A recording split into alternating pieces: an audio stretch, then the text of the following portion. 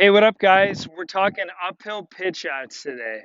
Okay, it shouldn't seem like much of a difference, but there are some nuances. All right, so let's get after it.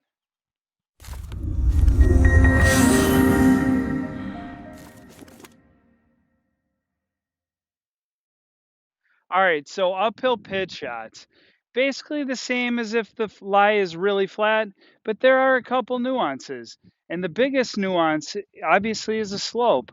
So with a normal pitch, everything is perpendicular to the ground as if the ground was like neutral, right? But if I get my spine set up the same way, I'm going to swing into the hill, okay? So the one thing you have to do is you have to commit. Are you going to go into the hill? Or are you going to go with the hill? Now, typically, I like to go with the hill because it's more forgiving and I like to feel the club glide. I love to use the bounce when I pitch. I'm not a big fan of using leading edge unless I absolutely have to. All right, so let's hit a couple shots here.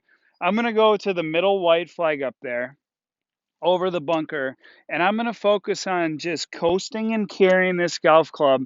And I want to use the bounce and I want to get the club to glide along the ground. Okay. So from here, neutral left wrist, and I'm going to glide along the turf, and hopefully that gets up there and nestles up close. All right, not too bad. I think that went a little bit long, but overall pretty good. And for that shot there, I actually got a little bit more aggressive a turf interaction than I'd actually want. It was a little bit diggy. So typically, I'm going to land the golf club a little bit short and I'm going to let the club glide up the hill. And once the club hits the turf, I'm trying to get my lead side up into extension, meaning when I'm moving the golf club through, I want to keep my head still and get my left side to work up and back, like almost like chest up. Okay, so I'm going to go with the hill here. Ready? All right, ready, set, go. Okay, and that was terrific. Like that's the exact turf interaction that I would be looking for.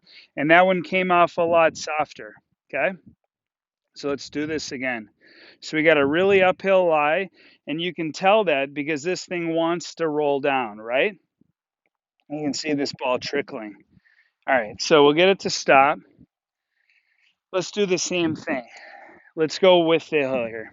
Okay, neutral, neutral, neutral, a little bit with the slope. Pull the left side up and back. Okay. Good solid pitch shot. Okay. Now let's hit these last two balls and we're going to go into the slope.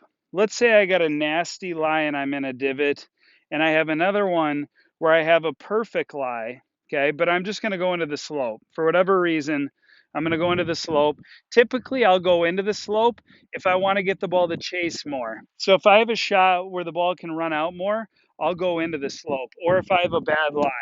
So this one here, same thing, except for I'm going to open the face a little bit more, and I am going to pop the slope.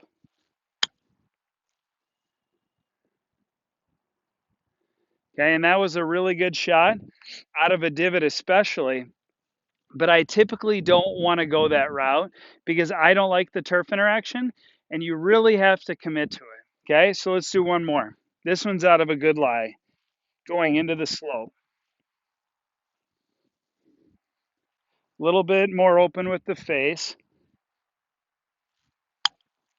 Okay, and that one I went into the slope. I get a little bit more projection, typically a little bit more speed. But again, both functional shots. Just commit to one or the other. You can't teeter totter and kind of, I'm going to swing with the slope and then at the last minute fudge it and push your hands forward. All right. So let me know how this helps. Again, make sure to like, share, and follow, and I'll see you in the next video. Peace.